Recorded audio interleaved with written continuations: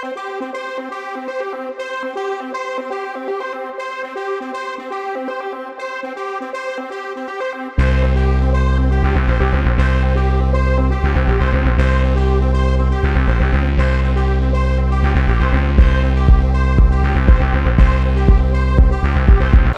Bourquin-Guéel, des Phoenix de Reims donc. Et sentiment du match,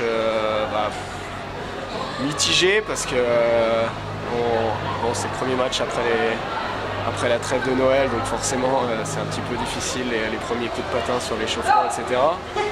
Et on prend un but tout de suite d'entrée sur le deuxième shift, je crois. Et ensuite de ça, on arrive à faire, pas jeu égal, parce qu'on sait qu'intrinsèquement c'est plus fort que nous, Épinal, et les joueurs qui, sur le papier, sont bien meilleurs que nous, mais avec de l'envie, avec de la niaque. On arrive à maintenir le score à 1-0. On arrive à revenir à un moment et remarquer un deuxième, on arrive à revenir à 2-1, et là c'est là que sur les petits détails, ils font la différence.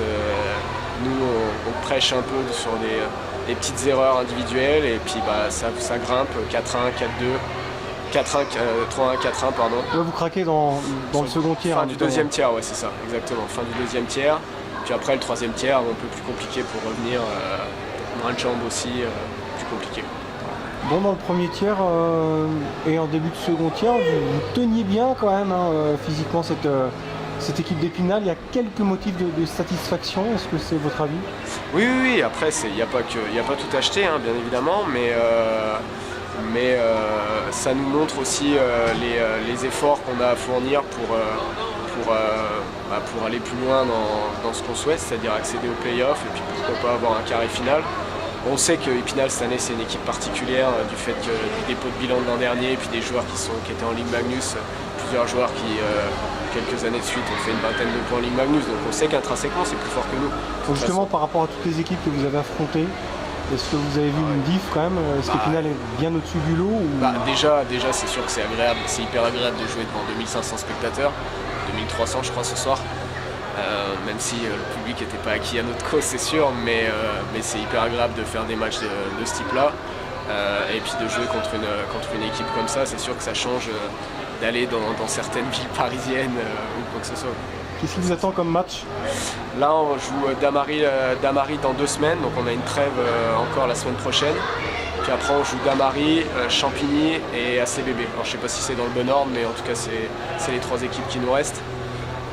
Est-ce que vous avez des anciens joueurs qui ont joué à plus haut niveau? Il y a Tom, le gardien. Moi j'ai joué pas mal en D1 après avoir arrêté, puis je suis revenu sur la glace.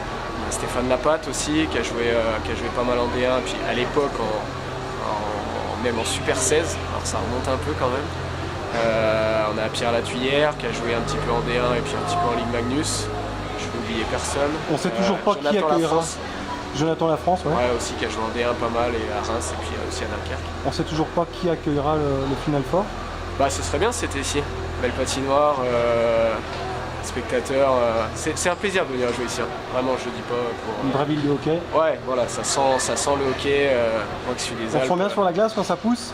Ouais. Non mais même si le public encore une fois n'est pas acquis à notre cause, mais c'est agréable de jouer devant des spectateurs qui aiment le hockey et qui sont là pour venir boire un bon match de hockey. On se fait chambrer un peu, mais ça fait partie du jeu.